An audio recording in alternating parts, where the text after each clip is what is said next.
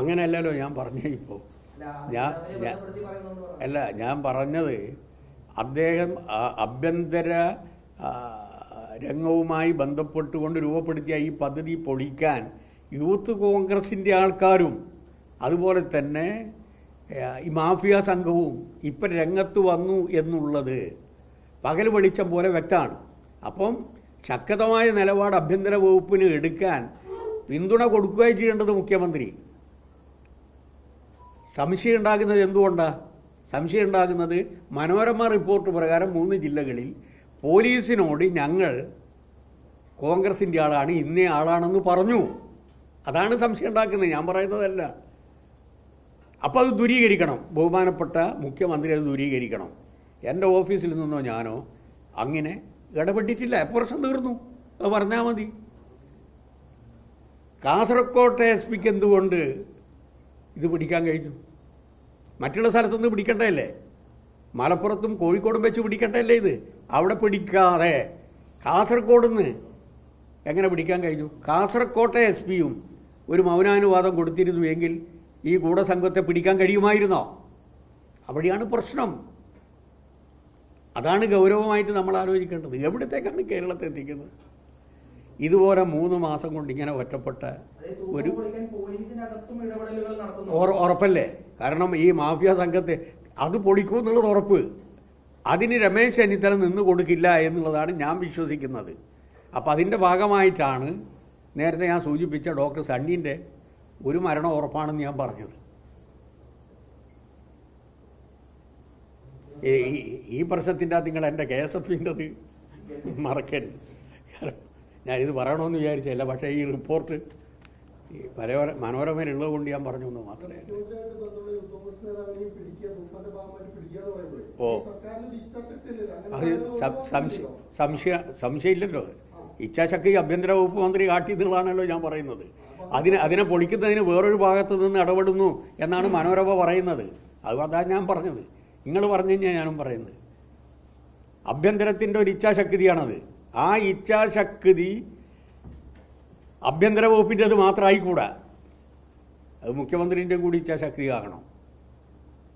അതിന് പകരം ഈ പ്രതികൾ 2-3 സ്ഥലത്ത് നിന്ന് ഇന്ന് സ്വാധീനത്തിൻ്റെ ഭാഗമായിട്ടുള്ള ഒരാളാണ് ഞാൻ എന്ന് പറഞ്ഞു എന്ന് മലയാള മനോരമ പറയുകയാണ്, ദേശാപരിയല്ല. അതുകൊണ്ടാണ് ഞാൻ പറഞ്ഞു. ഏറ്റവും നല്ല കാര്യമാണ്, ഏറ്റവും നല്ല കാര്യമാണ്. പക്ഷെ നമ്മൾ കാണുന്നത് എന്താണ്?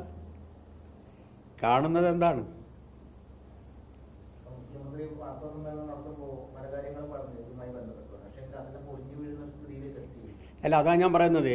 അതായത് നഷ്ടപ്പെട്ടു പോയിട്ടുള്ള വിശ്വാസവും കേരള ജനതയുടെ മുഖ്യമന്ത്രിയോടുള്ള വിശ്വാസ്യതയും സംരക്ഷിക്കുന്നതിന് ഇടപെടേണ്ടത് അദ്ദേഹമാണ്, മുഖ്യമന്ത്രിയാണ്.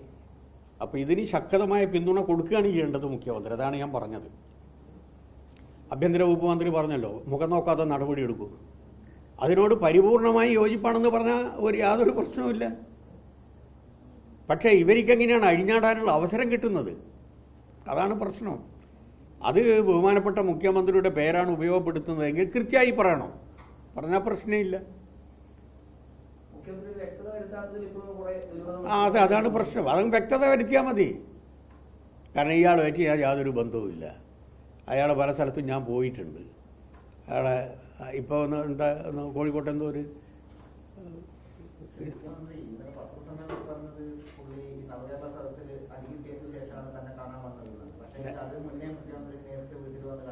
അദ്ദേഹം പറഞ്ഞ അദ്ദേഹം അത് പറഞ്ഞതിന് ശേഷം ഇങ്ങനെ ഒരു പ്രശ്നം വന്നു കഴിഞ്ഞാൽ പിന്നീട് അദ്ദേഹം വ്യക്തത ഉണ്ടാക്കി കൊടുക്കണം. അതായത് അതിനേക്കാളും മുമ്പേ ഞാൻ കണ്ടിട്ടില്ല, അന്ന് മാത്രമേ ഞാൻ കണ്ടിട്ടുള്ളൂ, ഇത് നുണയാണെന്ന് പറഞ്ഞാൽ മതി. ആ പ്രശ്നം തീർന്നില്ലേ? അല്ല, അത് കളവാന്ന് പറഞ്ഞാൽ പോരെ? അത് എനിക്കെതിരായിട്ട് ഉണ്ടാക്കിയതാണെന്ന് പറഞ്ഞ് ബോധപൂർവ്വം ഉണ്ടാക്കിയതെന്ന് പറഞ്ഞാൽ പോരെ? അങ്ങനെയാണെങ്കിൽ അല്ലെങ്കിൽ പറയണം ഞാൻ ഇന്നലെ പറഞ്ഞത് തെറ്റായിരുന്നു, ഞാൻ ഈ യാതയുമായി മാത്രം ബന്ധപ്പെട്ടുകൊണ്ടല്ല കണ്ടത്, അതിനെ മുമ്പേ കണ്ടിട്ടുണ്ട്, എന്നോട് മറന്നു പോയതാണ് എന്ന് പറഞ്ഞാൽ പ്രശ്നമില്ല. ഒരു തെറ്റ് പറ്റിക്കഴിഞ്ഞാൽ അങ്ങ് തിരുത്തിയാൽ പോരെ?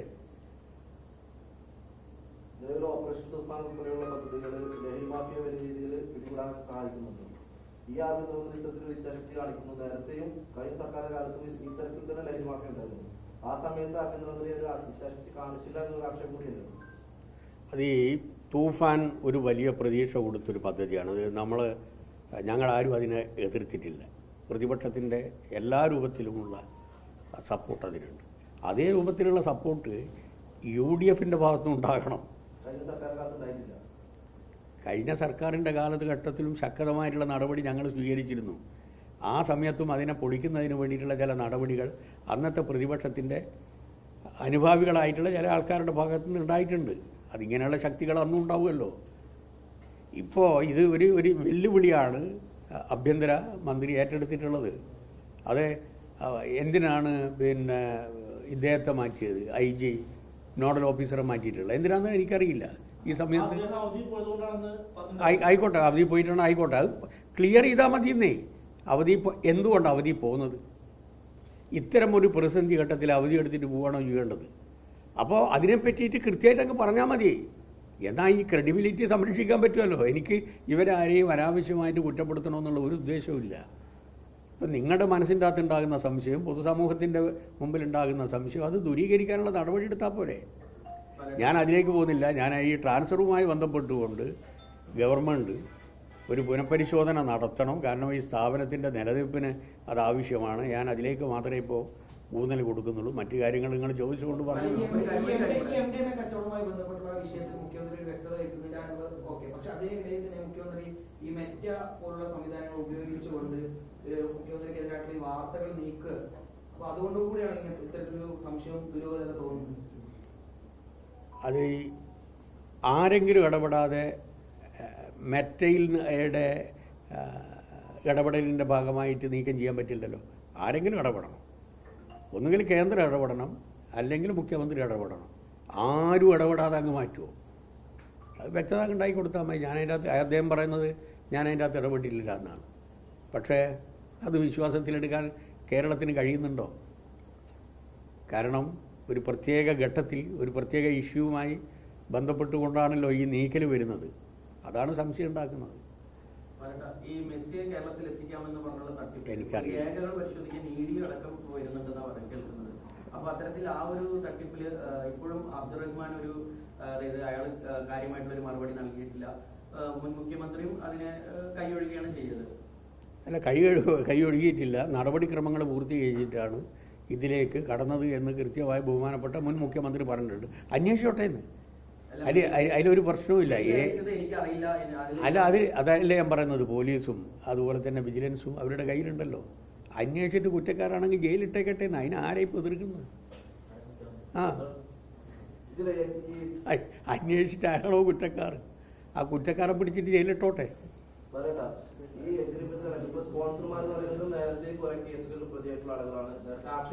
ഞാൻ അതിലെ അല്ല, അതാ ഞാൻ പറഞ്ഞു, ജാഗ്രത പാലിച്ചിട്ടുണ്ടോ ഇല്ലയോ എന്നുള്ളതൊക്കെ പരിശോധിക്കുകയാണല്ലോ ഇപ്പോൾ UDF ഗവൺമെൻറ്. എന്നിട്ട് ജാഗ്രത പാലിച്ചില്ല, ഇത് കംപ്ലീറ്റ് നിയമവിരുദ്ധമാണ്, FIR ഇട്ട് കേസെടുത്തോട്ടെ എന്ന് അതിന് ആരാ ഇവിടെ എതിർക്കുന്നത്? അതിനിവിടെ ആരെങ്കിലും എതിർക്കുന്നുണ്ടോ?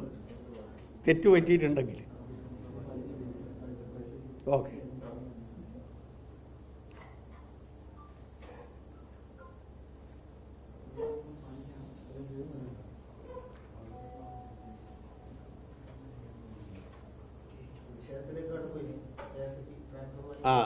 അതായത് ബഹുമാനപ്പെട്ട മുഖ്യമന്ത്രി ലീനിയൻ്റ് ആയിട്ടുള്ള ഒരു വ്യൂ കാട്ടുമെന്നാണ് ഞാൻ പ്രതീക്ഷിക്കുന്നത്. കാരണം അദ്ദേഹത്തിൻ്റെ കീഴിലുള്ളതാണല്ലോ ഈ സ്ഥാപനം. അപ്പോൾ നശിപ്പിക്കാൻ അദ്ദേഹം നേതൃത്വം കൊടുക്കില്ല എന്നാണ് എനിക്ക് തോന്നുന്നത്. ഇല്ലെങ്കിൽ ശക്തമായിട്ടുള്ള നിലപാടെടുക്കേണ്ടി വരും, എടുക്കും. പോലീസ് ഉദ്യോഗസ്ഥരുടെ വ്യാപകമായിട്ടുള്ള സ്ഥലമാറ്റം സംസ്ഥാന ഉൾപ്പെടെ കൂട്ടത്തോടെ പല ഭാഗങ്ങളിലേക്കും ട്രാൻസ്ഫർ ചെയ്തുകൊണ്ടിരിക്കുക. എല്ലാ വിഭാഗത്തിനും തീർപ്പാണ്. ഈ ഗവൺമെൻറ് വന്ന് പോർട്ട്ഫോളിയോ അസൈൻ ചെയ്ത് കൊടുക്കാതെ മന്ത്രിമാരെ നിശ്ചയിക്കുന്നതിന് മുമ്പാണ് ലെറ്റർ പേഡിൽ എഴുതി കൊടുക്കുന്നത്. ഒരു ഭാഗത്ത് ലീഗും എഴുതി കൊടുക്കുക, ഒരു ഭാഗത്ത് കോൺഗ്രസ് എഴുതി കൊടുക്കുക. മന്ത്രിമാരുണ്ടായിട്ടേ ഇല്ല. അത് കണ്ട് പേടിച്ചിട്ട് ഈ നിങ്ങൾ ആലോചിച്ചൊക്കെ ഉദ്യോഗസ്ഥന്മാരുടെ സ്ഥിതി. ഇതുപോലെ നട്ടലില്ലാത്ത സാധനങ്ങൾ എവിടെയെങ്കിലും ഉണ്ടോ? ഒരു സംഘടന എഴുതി കൊടുക്കുക, എന്നിട്ട് അതിൻ്റെ മുകളിൽ ഉത്തരവാകുക. അത് മന്ത്രിമാരെ നിശ്ചയിക്കുന്നതിന് മുമ്പ്.